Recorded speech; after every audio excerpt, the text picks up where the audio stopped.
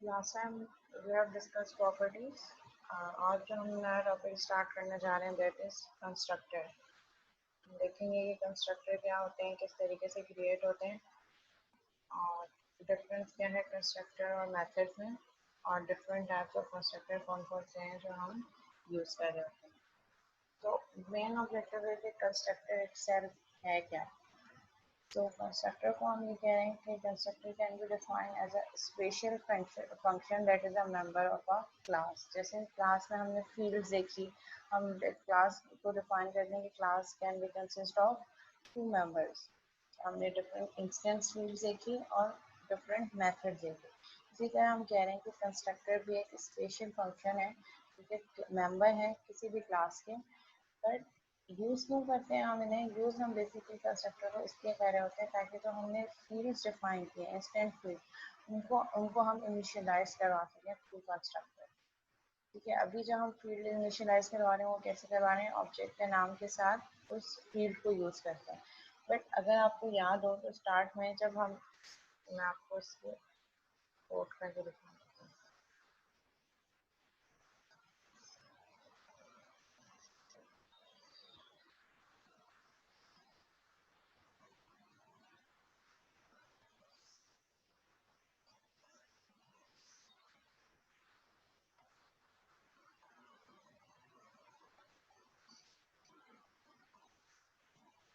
Okay,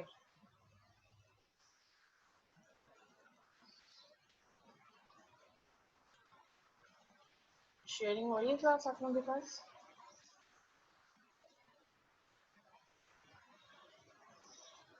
let's say मैंने यहाँ पे एक क्लास क्रिएट किया है, क्रिएटेड अ क्लास है person, body of class, modifier मैंने यूज कर दिया public।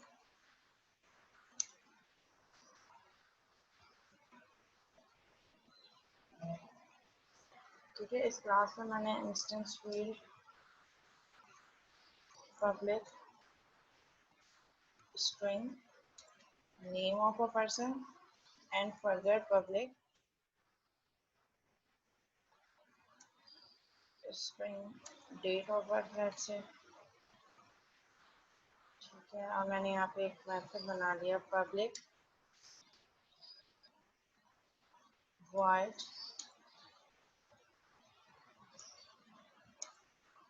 print all। ठीक है, और print all के मेथड में मैं दोनों नेम और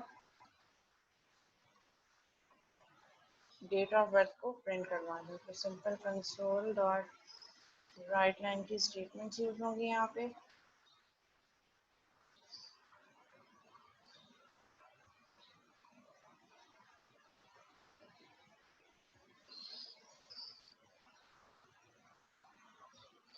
name is class name, similarly हम डेट ऑफ बर्थ को भी प्रिंट करवा देते हैं।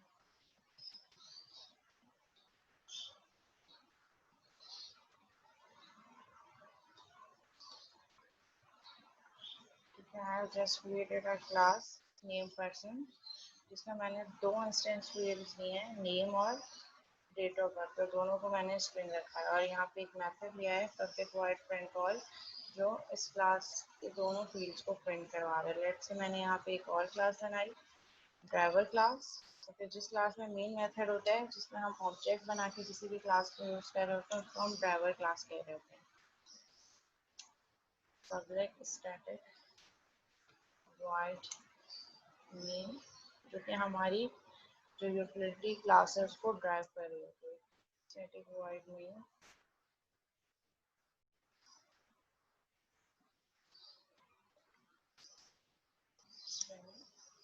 आर्गुमेंट्स। ठीक है, अब यहाँ पे मैं क्या करना है, मुझे जो पर्सन की क्लास को एक्सेस करना है, तो इस पर्सन की क्लास को एक्सेस करने के लिए मैं क्या यूज़ करूँगी, मैं इस क्लास का ऑब्जेक्ट क्रिएट करूँगी। सो ऑब्जेक्ट कैसे क्रिएट होता है, नेम ऑफ क्लास, जो भी आप ऑब्जेक्ट का नाम देखें। लेट्स से मैं पर्सन 1 के लिए ऑब्जेक्ट बनाने जा रही हूँ। न्यू को कीवर्ड क्या करेगा, रन टाइम पे मेमोरी एलोकेट करेगा। ठीक है, और यहाँ पे अगर मैं कॉल करवा दूँ, यहाँ पे कॉल फिर ले लेते हैं। में int age और एज को भी यहाँ हम प्रिंट करवा देते हैं।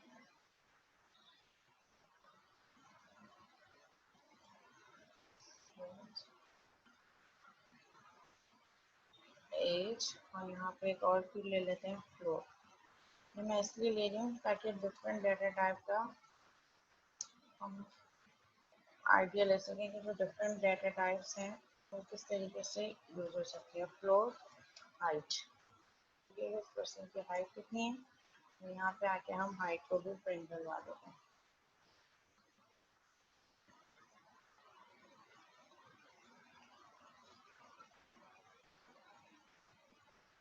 ठीक है, दो स्ट्रिंग फील्ड्स हो गई और एक इंटीजर और एक फ्लोट डेटा टाइप। अब मैं जो मैंने ऑब्जेक्ट बनाया था पर्सन वन का, अब मैं इससे प्रिंट ऑल को कॉल करवा देती हूँ। फीड और प्रिंट ऑल। अभी मैंने कोई भी वैल्यू सेट नहीं की इस ऑब्जेक्ट के लिए। ठीक है, जैसे ही मैंने इसको रन किया तो ये क्या कर रहा है, name and date of birth, क्योंकि स्ट्रिंग डाटा टाइप है और स्ट्रिंग ये क्या करता है, जब हम कोई वैल्यू असाइन ना करें किसी इंस्टेंस पेज को तो उसकी डिफॉल्ट वैल्यू पे सेट करता है। तो स्ट्रिंग की default value is null, means nothing. तो यहाँ पे मेरे पास नल शो हो रहा है। और एज क्या है, इंटीजर, इंटीजर की मेरे पास डिफॉल्ट वैल्यू क्या है, 0। सिमिलरली हाइट की भी मेरे पास रिटर्न वैल्यू क्या है, 0, डिफॉल्ट वैल्यू। तो यहाँ पे मैंने जब प्रिंट ऑल कॉल किया P1 ऑब्जेक्ट के नाम के साथ, तो ये P1 के लिए प्रिंट ऑल के मेथड को कॉल करेगा और इसके लिए name, date of birth, age और हाइट प्रिंट कर देगा। बट ये सारी वैल्यूज क्या है, मैंने P1 के लिए सिलेक्ट ही नहीं करवाई, कुछ भी वैल्यू अपडेट नहीं करवाई। तो ये क्या करेगा, बाय डिफॉल्ट जो डिफॉल्ट वैल्यूज हैं उन डेटा टाइप्स की, वो डिफॉल्ट वैल्यू मुझे प्रिंट करवाएगा। But question here is that कि ये डिफॉल्ट वैल्यू कैसे सेट होनी है। अगर आपको याद हो तो लास्ट टाइम जब हम ऑब्जेक्ट बना रहे थे तो स्टेटमेंट राइट डाउन कर रहे थे, तो ये वाली स्टेटमेंट मैंने आपको बता दी थी कि ये क्या है, name of class, name of object, new का कीवर्ड रन टाइम एलोकेशन के लिए यूज होता है, और आगे पर्सन। ये जब मैं राइट डाउन कर रही थी तो मैंने आपको कहा था कि आगे जाके फर्दर फ्यूचर में जाके हम इसको एक्सप्लेन करेंगे कि ये एक्चुअली क्या है। So that is basically our constructor. ये क्या है मेरे पास, ये कंस्ट्रक्टर है जो कि मेथड की तरह काम कर रहा है, जैसे मेथड की तरह इसकी बॉडीज हैं। ये क्या करेगा, ये आपके वैल्यूज को, जो इंस्टेंस फील्ड्स हैं आपकी क्लास की, इनको डिफॉल्ट वैल्यू पे ये जो सेटिंग हो रही है ये कंस्ट्रक्टर करवा रहा है। ये वैल्यू कौन, ये जो सेट करवा रहा है डिफॉल्ट वैल्यू, मैंने तो अपने प्रोग्राम में कहीं भी नहीं यूज किया कि एज 0 है या हाइट 0 है। So ये constructor is basically used for initialized your instance field, या आपकी जो instance fields है उनको initialize करने के लिए use हो रहा है। Constructor की definition क्या है, a constructor is a special function which have same name as class, जिसका नाम same होगा जैसे आपके class का नाम है। जैसे person मेरा class का नाम था, तो constructor name should be a same of class name, okay, which is used to initialize instance field of class, जो इंस्टेंस फील्ड को इनिशियलाइज करने के लिए यूज हो रहा है।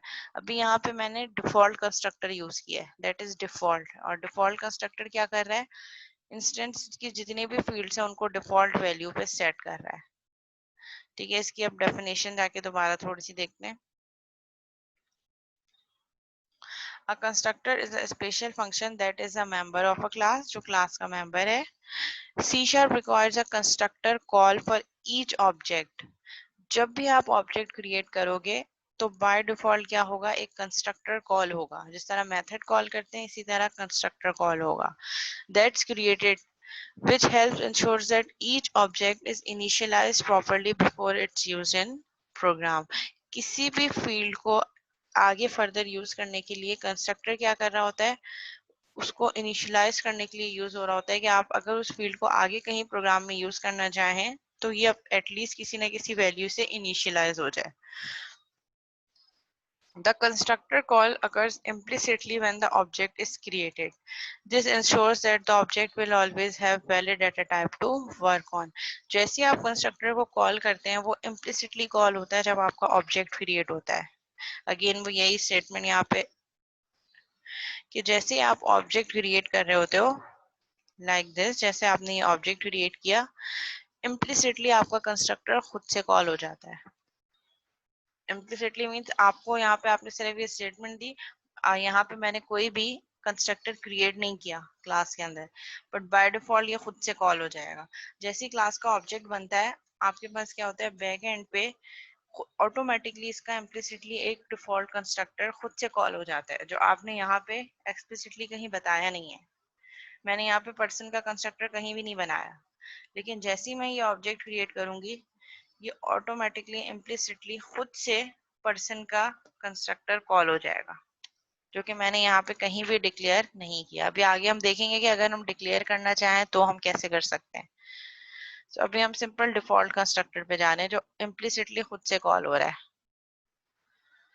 Normally constructors are declared public. Constructors को आप डिक्लेयर करेंगे public, and constructor can be overloaded just like other functions. अच्छा, कंस्ट्रक्टर को हम ओवरलोडेड भी कर सकते हैं। ओवरलोडेड मींस मल्टीपल पैरामीटर्स भी दे सकते हैं। अगर आपको डिफॉल्ट कंस्ट्रक्टर का कॉन्सेप्ट समझ में आ गया तो फिर हम आगे चलें। मैं डिफॉल्ट कंस्ट्रक्टर एक एक्सप्लिसिटली आपको खुद भी डिफाइन कर सकती हूँ। अच्छा, यहाँ पे एक चीज हमने पढ़ी थी, constructor is a special function. मतलब जैसे हम फंक्शन और मेथड यूज करते हैं उसी तरह कंस्ट्रक्टर भी होता है, लेकिन कंस्ट्रक्टर की दो प्रॉपर्टीज हैं जो उसको डिफरेंशिएट करती है किसी भी मेथड से। ठीक है, वो दो प्रॉपर्टीज क्या है कि कंस्ट्रक्टर का नाम हमेशा सेम होगा आपकी क्लास के नाम के। जो आपकी क्लास होगी उसी नाम का कंस्ट्रक्टर होगा, और एक क्लास में एक से ज्यादा कंस्ट्रक्टर हो सकते हैं, बिल्कुल हो सकते हैं, बट सबका नाम वही होगा जो आपकी क्लास का नाम होगा। First point. Second point is that constructor should not return a value. कभी भी आपका कंस्ट्रक्टर वैल्यू रिटर्न नहीं करेगा। जिस तरह मेथड तो रिटर्न कर सकते हैं ना वैल्यूज, एक फंक्शन बन जाएगा। कंस्ट्रक्टर की दो प्रॉपर्टीज हैं, कंस्ट्रक्टर को आप बिल्कुल वैसे यूज करेंगे जैसे हम किसी भी मेथड को करते हैं, लेकिन दो प्रॉपर्टीज हैं जो डिफरेंट हैं किसी भी मेथड से। फर्स्ट वन इज दैट कि constructor name should be same of class. जो आपकी क्लास का नाम है कंस्ट्रक्टर का नाम भी वही होगा। Secondly, constructor should not return a value. ये दो प्रॉपर्टीज आपने हमेशा माइंड में रखनी है when you are designing constructor. ठीक है, difference between constructors and other functions. A constructor must be defined with the same name as the class. A constructor को आप वैसे डिफाइन करेंगे जो आपके क्लास का नाम है। Constructor do not possess a return type, not even void. कुछ भी कंस्ट्रक्टर रिटर्न नहीं करेगा, not even void। इवन के वो void भी रिटर्न स्टेटमेंट आप यूज नहीं करेंगे। जैसा मेथड में तो हम लगाते हैं ना पब्लिक void, कंस्ट्रक्टर के साथ आप कुछ भी रिटर्न टाइप नहीं लगाएंगे, इवन void भी नहीं, क्योंकि हम उनको सिर्फ वैल्यूज को इनिशियलाइज करने के लिए यूज कर रहे हैं।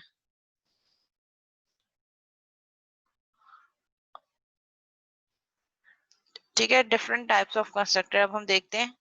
सबसे पहले तो हम देखेंगे default constructor. So default constructor कौन सा है मेरे पास?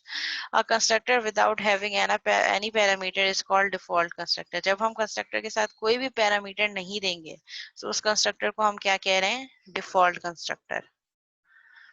In this constructor, every instance of the class will be initialized without any parameter values. और इस constructor के through जो values set होंगी instance की, वो किससे set होंगी? किसी भी parameterized value के बगैर set होंगे।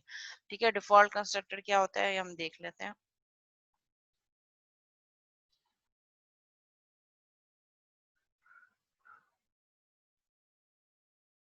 ठीक है, लेट से अभी यहाँ पे without creating any constructor by default backend पे आपका कंपाइलर खुद से एक कंस्ट्रक्टर क्रिएट कर देगा। जैसे मैंने person p1 is equal to new person, ये वाली स्टेटमेंट क्या करेगी? ऑटोमेटिकली पर्सन की क्लास का कंस्ट्रक्टर कॉल कर देगी, जो इन सारी फील्ड्स को इनकी डिफॉल्ट वैल्यू पे सेट कर देगी, क्योंकि मैंने अभी कोई वैल्यू सेट नहीं करवाई। अब लेट से मैं चाह रही हूँ कि मैं एक खुद से एक डिफॉल्ट कंस्ट्रक्टर बनाऊं। डिफॉल्ट कंस्ट्रक्टर कैसे बनाते हैं? हमने एक प्रॉपर देखी थी कि कंस्ट्रक्टर शुड बी पब्लिक, और दूसरी चीज ये कि कंस्ट्रक्टर का name, constructor should not return a value even void, तो void भी नहीं आएगा और कुछ भी रिटर्न टाइप नहीं आएगी। And constructor name should be same of class. So यहाँ पे देखें मैंने एक कंस्ट्रक्टर बना दिया, ये मेरे पास पर्सन की क्लास है, इसी के नाम का मैंने एक डिफॉल्ट कंस्ट्रक्टर बना दिया। ठीक है, इसमें यहाँ पे हम ऐसा करते हैं, प्रिंट करवा देते हैं राइट लाइन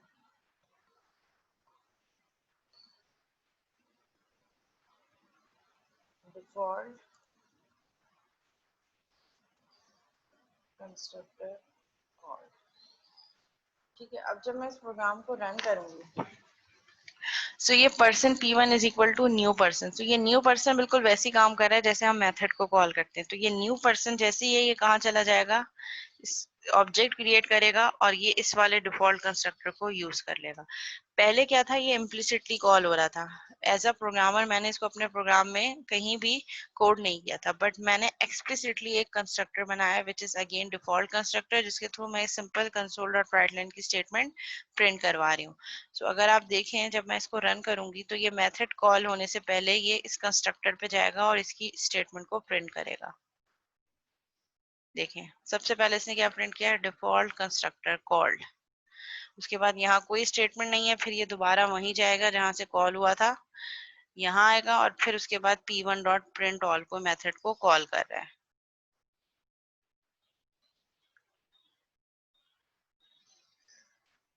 अच्छा, इम्प्लिसिटली क्यों बना रहे हैं ये मैं अभी बताती हूँ।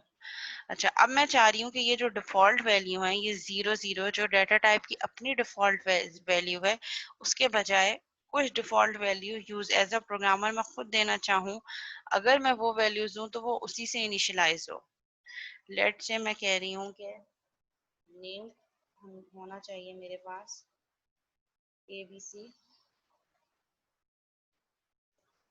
ठीक है। देन डेट ऑफ बर्थ हो मेरे पास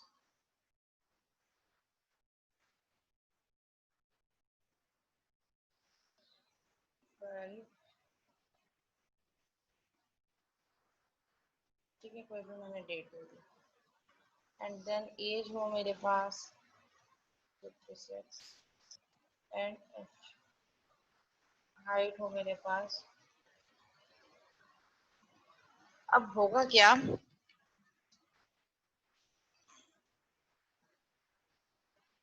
कि जैसे ही मैं इसका कंस्ट्रक्टर कॉल करूंगी,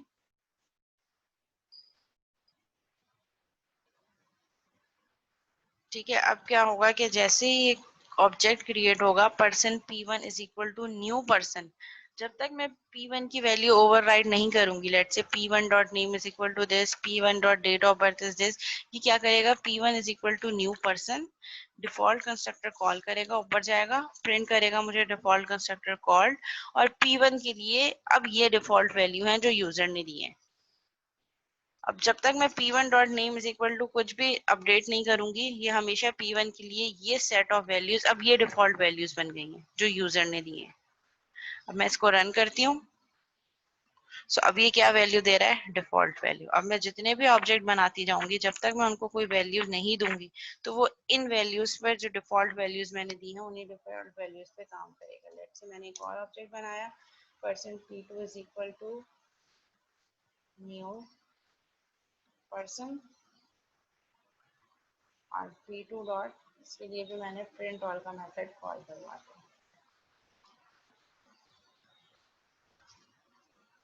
ठीक है, जो नया ऑब्जेक्ट बनाया उसके लिए भी उसने वही डिफॉल्ट वैल्यू यूज कर ली।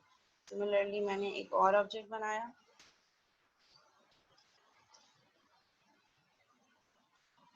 Person P3 is equal to new person,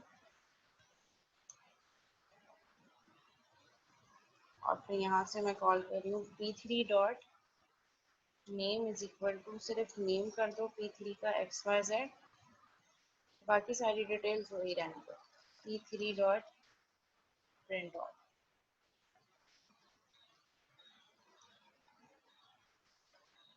ठीक है, तो जो मैंने पर्सन P2 बनाया था उसको भी ये डिफॉल्ट पे सेट कर रहा है, सो वो सारी वही डिफॉल्ट वैल्यू जो यूजर ने दी है। फिर जब मैंने P3 कॉल किया, तो P3 के लिए मैंने डिफॉल्ट कंस्ट्रक्टर कॉल करवाया और नेम मैंने क्या सेट कर दिया, P3 dot name is equal to XYZ, क्योंकि प्रिंट ऑल करवाने से पहले मैंने XYZ सेट करवाया, तभी इसने नेम XYZ हो दिया। अगर मैं नेम सेट करने से पहले प्रिंट ऑल का मेथड कॉल करवाऊंगी तो ये मुझे वही डिफॉल्ट वैल्यू देगा। इसको रन करके देख लेते हैं। तो ये P3 के लिए भी मुझे वही डिफॉल्ट वैल्यू दे रहा है जो मैंने उस कंस्ट्रक्टर में सेट करवाई है। तो मेन ऑब्जेक्टिव ये है कि अगर आप एक्सप्लिसिटली कंस्ट्रक्टर खुद से बना रहे हैं तो उसका एडवांटेज ये है कि ये उस डेटा टाइप की डिफॉल्ट वैल्यू पे जाने के बजाय अगर यूजर अपनी कोई डिफॉल्ट वैल्यू देना चाह रहे हैं कि हर दफा जब ऑब्जेक्ट क्रिएट हो तो ये डिफॉल्ट वैल्यू है जिससे वो इनिशियलाइज हो, तो आप as a programmer can do this. जब कंस्ट्रक्टर प्राइवेट हो जाएगा तो फिर तो वो कॉल ही नहीं हो सकेगा ना, तो इसलिए कंस्ट्रक्टर हमेशा पब्लिक होना चाहिए in order to use it. एक क्लास के एक से ज्यादा कंस्ट्रक्टर हो सकते हैं बट सबके नाम क्लास के नेम के इक्विवेलेंट होंगे। Okay, that is default constructor. ठीक है, डिफॉल्ट कंस्ट्रक्टर मीन्स कि जिसके साथ कोई पैरामीटर मैंने नहीं दिया। ठीक है, आज हम पहले ही पढ़ चुके हैं कि constructor can be use as a method. तो मेथड हमारे पास क्या होते हैं, पैरामीटराइज मेथड हो सकते हैं। तो इसी तरह हम कंस्ट्रक्टर को भी पैरामीटराइज कर सकते हैं।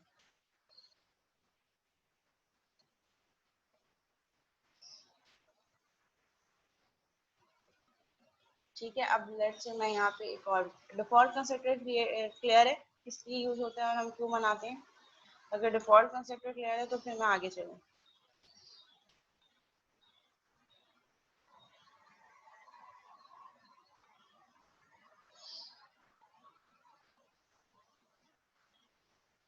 थोड़ा सब्र करें, ये जो एक चीज समझा दी अगर वो समझ में आ गई तो फिर मैं आगे चलूंगी, तो फिर ये सारे क्वेश्चन आपके खुद ही समझ क्लियर हो जाएंगे।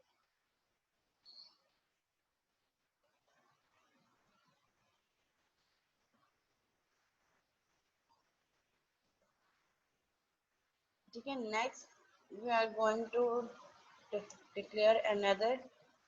अच्छा, दोबारा पावर पॉइंट पे भी चले जाते हैं। ठीक है, दैट इज डिफॉल्ट कंस्ट्रक्टर। यहाँ पे उन्होंने एक और एग्जांपल भी दी है, इस एग्जांपल को भी देख लेते हैं ताकि और क्लियर हो जाए। सो जिन लोगों को फर्स्ट एग्जांपल समझ नहीं आई वो सेकंड एग्जांपल से आई थिंक समझ आ जाना चाहिए। ठीक है, लेट से यहाँ पे एक क्लास है सैम्पल। क्लास का नेम क्या है, सैम्पल। जिसमें मेरे पास दो इंस्टेंस फील्ड्स हैं और दोनों स्ट्रिंग डाटा टाइप की हैं, पैरामीटर 1 एंड पैरामीटर 2। और यहाँ पे एक डिफॉल्ट कंस्ट्रक्टर इन्होंने बनाया which is same as class. जैसे क्लास का नेम है उसी तरह एक डिफॉल्ट कंस्ट्रक्टर है सैम्पल, जिसमें parameter 1 is equal to hello and parameter 2 is equal to world. ये डिफॉल्ट वैल्यू सेट करवाती है स्ट्रिंग के लिए। फिर एक और क्लास बनाई प्रोग्राम, और मेन के मेथड में क्या किया, ऑब्जेक्ट क्रिएट किया क्लास का ओबीजे। जैसे ही आपका ऑब्जेक्ट क्लास का क्रिएट हुआ ऑटोमेटिकली कंस्ट्रक्टर कॉल हो जाएगा, और कंस्ट्रक्टर कॉल होकर पैरम 1 और पैरम 2 की वैल्यू ऑब्जेक्ट के लिए क्या सिलेक्ट होंगी, हेलो एंड वर्ल्ड। इस एग्जांपल को हम एक दफा वहाँ यहाँ भी रन करके देख लेते हैं।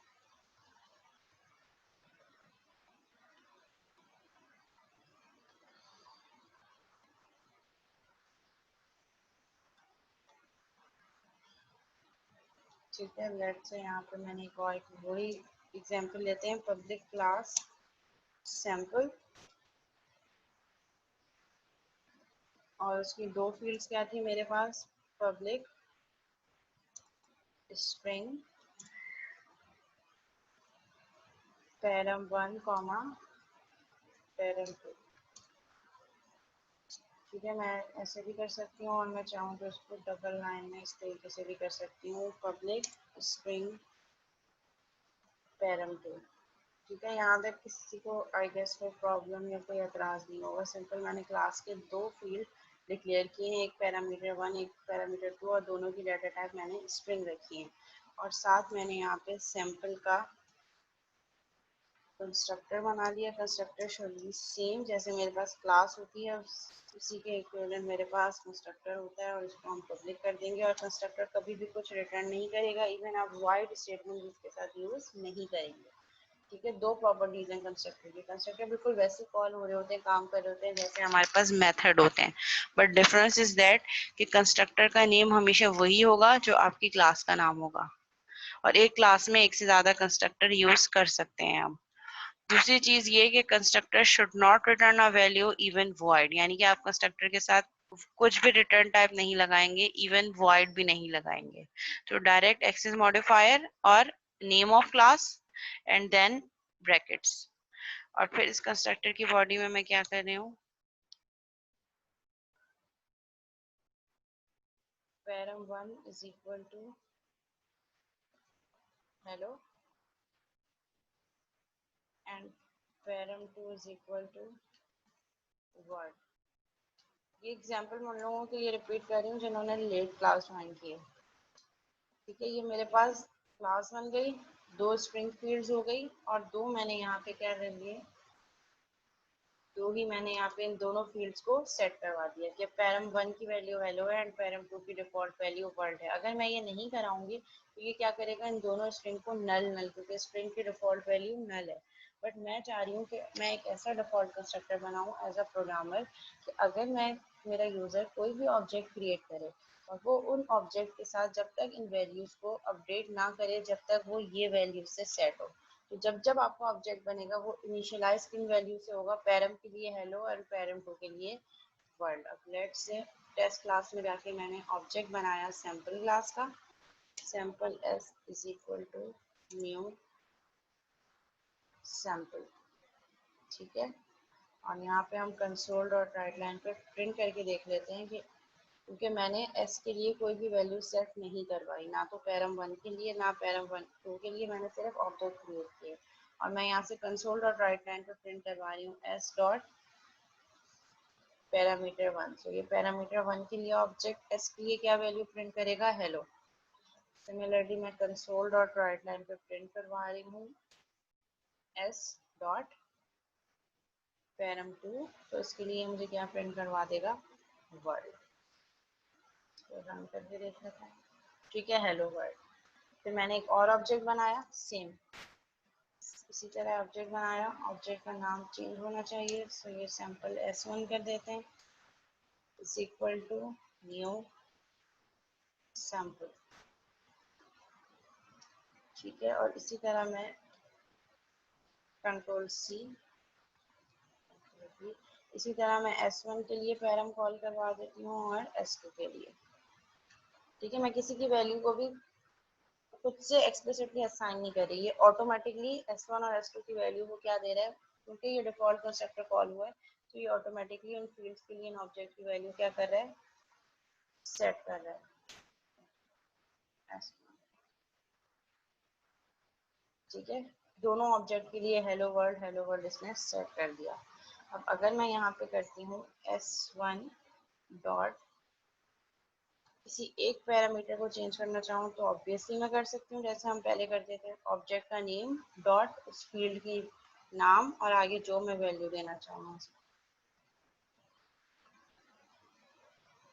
ठीक है, अच्छा जब तक आप कोई चीज़ प्रिंट नहीं करवाएंगे जब तक वो आपको शो नहीं होगी। मैंने यहाँ पे S1 डॉट पैरम2 की वैल्यू पाकिस्तान कर दी। ठीक है, इसने मुझे प्रिंट यहीं तक करवाया, हेलो वर्ल्ड तक, और जो अपडेटेड वैल्यू है वो मैंने प्रिंट नहीं करवाई, तभी मुझे शो नहीं हुई। अगर मैं इसको प्रिंट करवा देती हूँ, इन दोनों वैल्यूज को दोबारा प्रिंट करवा देती हूँ आफ्टर अपडेशन, जो मैंने अपडेट की है वैल्यू उसके बाद अगर प्रिंट करवाऊंगी तो इसने फर्स्ट वाला पैरामीटर तो वही रखा हेलो, क्योंकि मैंने सिर्फ सेकंड वाला पैरामीटर चेंज किया है, S1 dot param two is equal to Pakistan, और प्रिंट मैंने करवाया S1 dot param one, S1 dot param two. तो S1 डॉट पैरम वन वही सिलेक्ट हुआ है जो डिफॉल्ट कंस्ट्रक्टर के थ्रू हुआ था हेलो, और S1 डॉट पैरम टू जो यहाँ पे एक्सप्लिसिटली जाके मैंने हार्ड कोड किए value, S1 dot param two जो यहाँ पे इसने पाकिस्तान, आप चाहें तो यहाँ पे यूजर से इनको भी ले सकते हैं।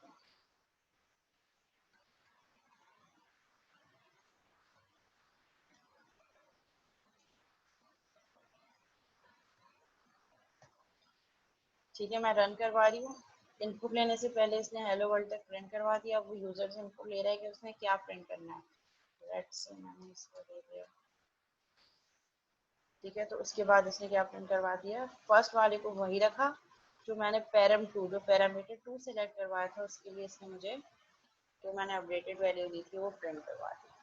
तो that is basically default constructor.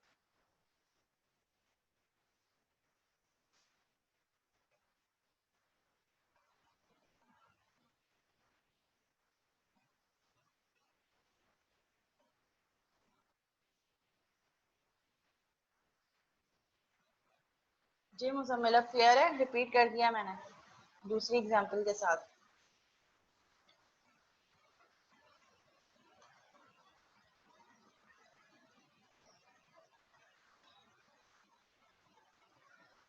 इतना मुश्किल काम करने की क्या जरूरत है अदील?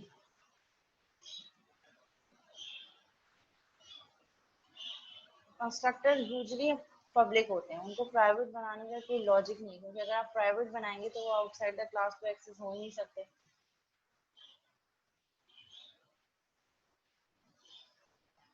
और कुछ हमार की भी कोई थ्योरी थी, वो भी देख लेते हैं। एब्स्ट्रैक्ट क्लास में कंस्ट्रक्टर बना सकते हैं। अच्छा, एब्स्ट्रैक्ट क्लास का कंस्ट्रक्टर बनाने का अगेन कोई एडवांटेज नहीं होगा, क्योंकि कंस्ट्रक्टर हमेशा तब कॉल होते हैं जब ऑब्जेक्ट बनता है। तो एब्स्ट्रैक्ट क्लास का तो ऑब्जेक्ट ही नहीं बनता, तो जब ऑब्जेक्ट एब्स्ट्रैक्ट क्लास का ऑब्जेक्ट नहीं बनता, तो अगर आप उसका कंस्ट्रक्टर बनाओगे भी तो वो कभी भी कॉल ही नहीं हो सकेगा।